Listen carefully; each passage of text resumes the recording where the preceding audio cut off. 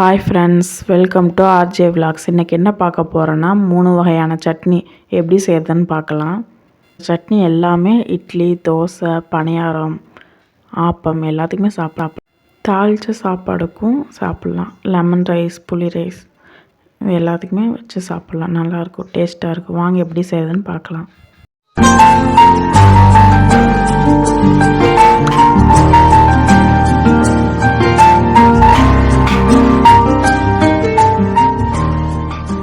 நம்ம வரமிளகா பொட்டுக்கடலை சட்னி எப்படி செய்கிறதுன்னு பார்க்கலாம்.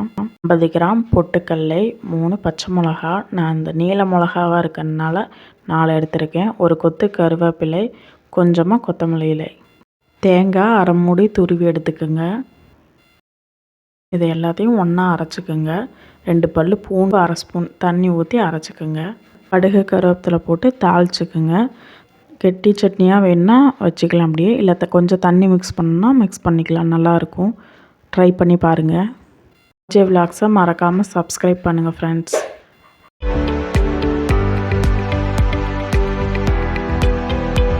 தக்காளி சட்னி எப்படி செய்கிறதுன்னு பார்க்கலாம். 2 தக்காளி, கொத்தமல்லி தழை கொஞ்சமாக, 2 பல் பூண்டு, கருவேப்பிலை ஒரு கொத்து, 4 வரமிளகா, 10 சின்ன வெங்காயம், புளி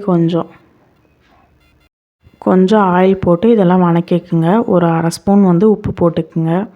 வணக்கி சூடு ஆறுனதுக்கப்புறமேல் அரைச்சிக்கோங்க. இதில் கடுகு கருவேப்பிலை போட்டு தாளிச்சிக்குங்க. நல்லாயிருக்கும்.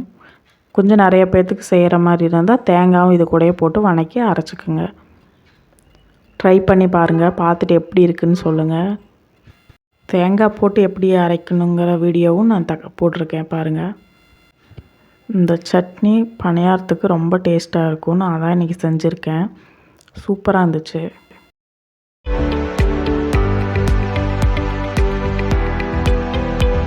அடுத்தது வரமிளகா பொட்டுக்கடலை சட்னி எப்படி செய்கிறதுன்னு பார்க்கலாம். 50 கிராம் பொட்டுக்கடலை, 3 வரமிளகா, 2 பல் பூண்டு, உப்பு அரை ஸ்பூன், அவ்வளோதான். இது மட்டும்தான் இதுக்கு தேவை. ஒரு 1/4 மூடி தேங்காய், இதை மட்டும் போட்டு அரைச்சிக்கோங்க. கடுகு கருவேப்பிலை போட்டு தாளிச்சிக்கலாம். தண்ணி கொஞ்சம் வேணும், தண்ணி மிக்ஸ் பண்ணிக்கலாம். கெட்டி சட்னியாக வச்சு சாப்பிட்றதுக்கு ரொம்ப டேஸ்ட்டாக இருக்கும். லெமன் ரைஸ், புளி ரைஸ்க்கெலாம் வச்சு சாப்பிட்றதுக்கு சூப்பராக இருக்கும். சாப்பிட்டு பாருங்கள்.